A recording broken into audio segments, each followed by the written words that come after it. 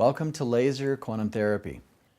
In this episode, we'll learn about the origins of laser therapy, which has become the foundation for a whole new form of healthcare.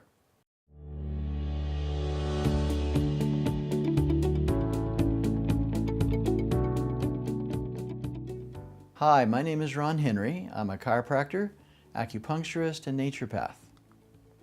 Albert Einstein first envisioned the foundations of laser, and he first mentioned the words stimulated emission way back in 1916, over 100 years ago. But his theoretical work was not put into practice until more than 40 years later, when the first laser was invented in 1960. This was a technological breakthrough that literally began a new era of development and application of lasers in many areas of science and industry and medicine. And of course, it would now be hard to overestimate the role that lasers play throughout the world today.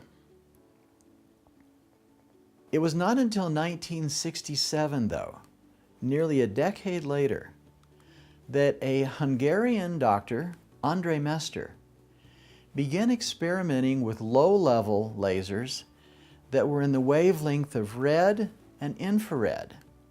And he did this for treating various skin conditions. He was the first to discover that laser had a positive biological effect, even though they were very low intensity. And he started successfully applying them in his clinical practice. Now he's known as the father of laser therapy, because he laid the foundation for modern therapeutic lasers. And again, we use that word therapeutic, meaning that we can benefit the tissues by the application of laser. And this included their use in today's integrative healthcare as well. Since the early 1970s, laser has been steadily on the rise worldwide. It initially established itself throughout Eastern Europe and in the former Soviet Union and China.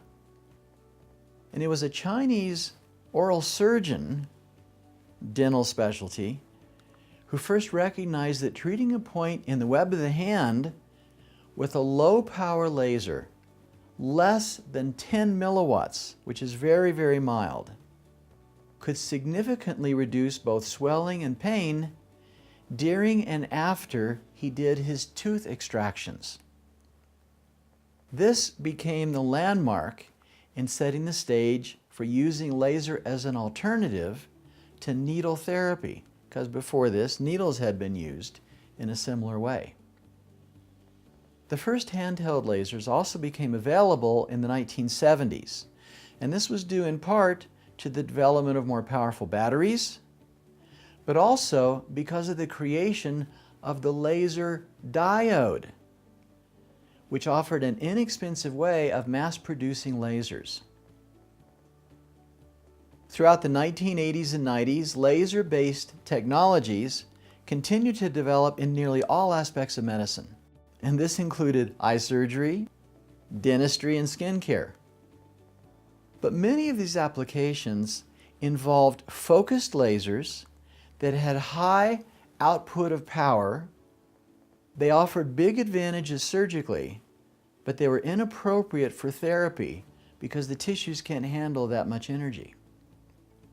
Gradually, both laser therapy and laser acupuncture have been attaining a much wider recognition internationally.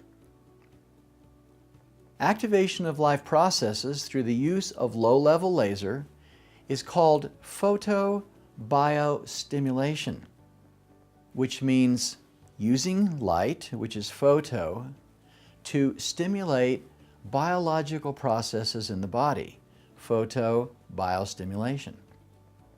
And this takes place through something called chromophores, which are chemical compounds that absorb light at specific frequencies and wavelengths, and they also impart color to a molecule, such as the green in the chlorophyll of a plant or red in the hemoglobin of a red blood cell.